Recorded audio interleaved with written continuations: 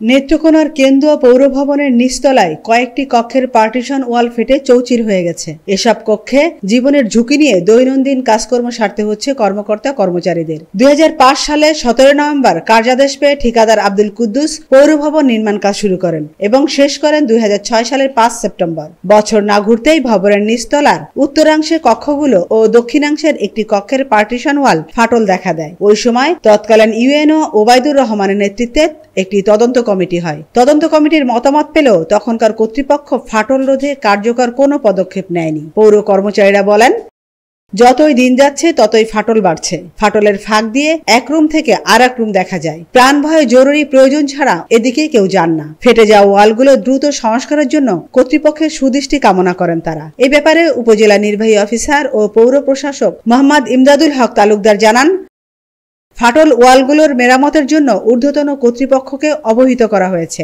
বরাদ্দ পেলে দ্রুত সংস্কারের পদক্ষেপ নেওয়া হবে।